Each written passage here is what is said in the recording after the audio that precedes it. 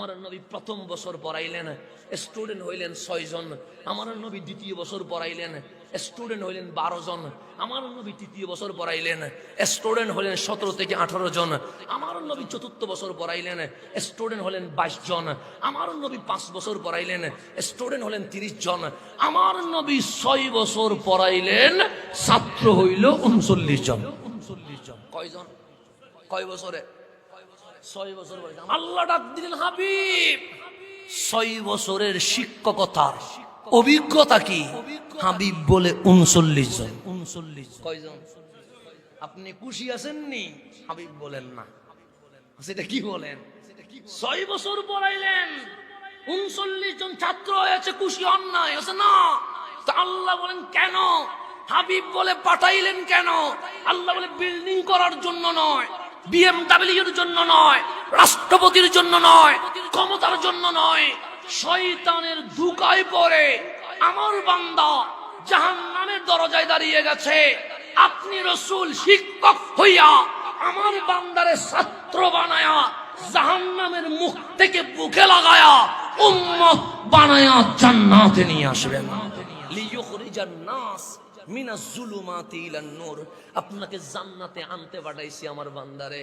হাবিব বলে 6 বছরে ঘুমাই নাই, রাত দিন অক্লান্ত পরিশ্রম করছি।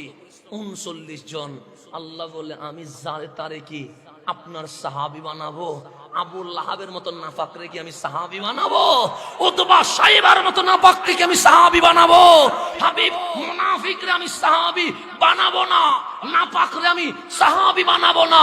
আবু বকর, উসমান, আলীর মতো পবিত্র কলব ওয়ালাদেরকে দেখে দেখে আমি আল্লাহ আমার হাবিবের সাহাবী বানায়া দেব। তখন হাবিব একটা মোনাজাত করছে। কি করছে? হাবিব ডাক দিলেন, মালিক আবু জাহেলের ভয়ে গরিব মানুষগুলো কোরআনের আওয়াজ শুনলে পাগলের মতো করে, কিন্তু আমার মাহফিলে আসতে পারে না।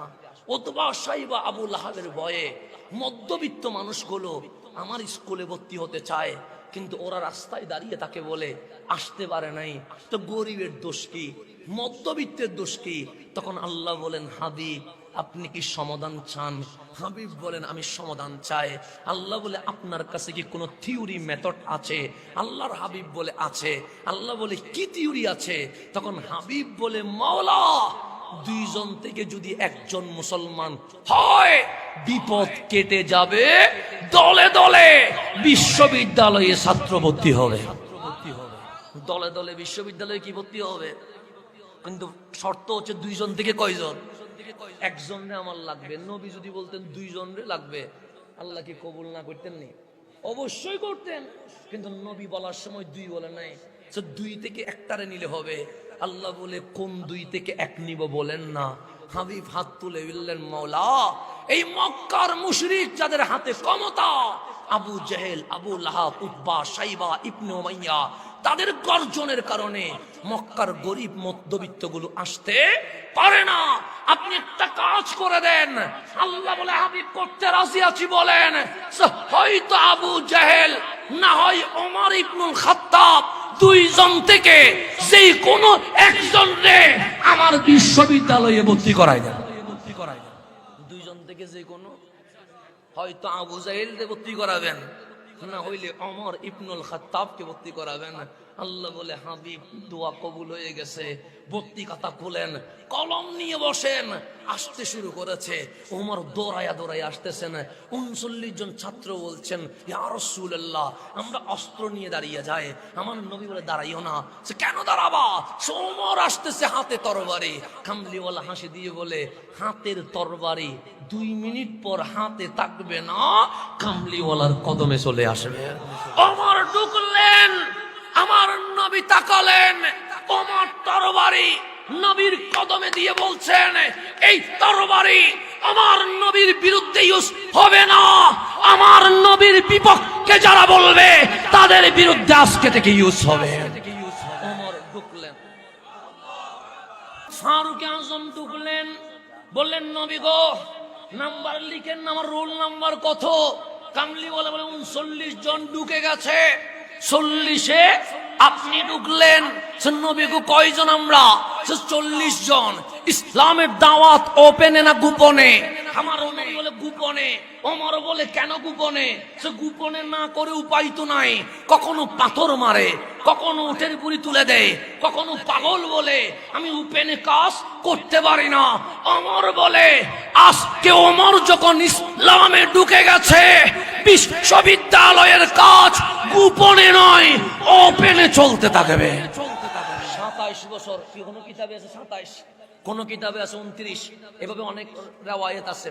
এগুলোতে আমি মারামারি করতে যাচ্ছি না, যেটা মনে চাই সেটাই বিশ্বাস করেন, কোনো সমস্যা নাই। ওমর ঢুকে গেছে, ছাত্র হইল কয়জন?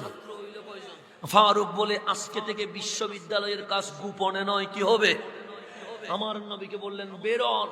কামলিওয়ালা বের হইছে মাঝখানে, 20 জন দাঁড়ায় গেছে। একটা লাইনের সামনে আমির হামজা দাঁড়ায় গেছে, আরেকটা লাইনের সামনে ফারুকে আজম দাঁড়ায় গেছে রাদিয়াল্লাহু তাআলা আনহুম। কামলিওয়ালার সামনে এই 20 জন 2 লাইন চলছে। খানায়ে কাবার চত্বরে আসতে দেরি আবু জাহেলের চোখ বড় হয়ে গেছে, আবু লাহাবের চোখ বড় হয়ে গেছে। কিরে, উনি তো গোপনে ছিলেন, আজ এমন কি হয়ে গেছে? উনি ওপেনে বের হয়ে গেছে। ফারুক আজম বলছে কম ইয়া রাসূলুল্লাহ, নবী গো একটু দাঁড়ান, আমি আবু জাহেলের সাথে একটু কথা বলে আসি। আবু জাহেলের সামনে গেলেন, ডাক দিয়ে বলেন ইয়া আবু জাহেল, এ আবু জাহেল, চোখ রাঙ্গাবি না, হাত তুলবি না। আবু জাহেল অবাক হয়ে বলছে ওমর কি বলছো? ওমর বলে এতদিন তোদের ছিলাম, আজ কামলিওয়ালার হয়ে গেছি। আজ যদি আমার নবীর বিপক্ষে চোখ রাঙ্গায়, চোখ তুলে ফেলবো, হাত উঠলে হাত কেটে ফেলবো, শতকর্তা নামিয়ে ফেলবো, আমার নবীর অসম্মানী হইতে দিব না। এখন আর গোপন নাই, কি হয়ে গেছে? ওপেন খানায়ে কাবার সামনে চলে গেছে। ফারুক বয়সে কি ছিলেন? যুবক ছিলেন। কি ছিলেন? যুবক। ওমর ঢুকতে দেরি। ইসলাম আর রুমে নাই, ইসলাম কোথায় হয়ে গেছে? মাঠে। তা আমার আল্লাহ যুবক ওমরকে নিয়া বিশ্বের ওয়ার্ল্ডের যুব সমাজকে আল্লাহ এটা মেসেজ দিচ্ছেন, হে যুবক, তোমার কাজ সিনেমাই নয়, নাটকে নয়, জেনাই নয়, বেবিচারে নয়, কিশোর গ্যাংয়ে নয়, হানাহানি নয়। এক ওমর ইসলামে ঢোকার কারণে গড়ের ইসলাম যেমনি মাঠে বের হয়ে গেছে, আজ শাহজালালের বাংলায় প্রত্যেক যুবক যদি আবার বের হয়ে যায়, এই বাংলার মসনদে ইসলামী খেলাফত কায়েম হয়ে যাবে।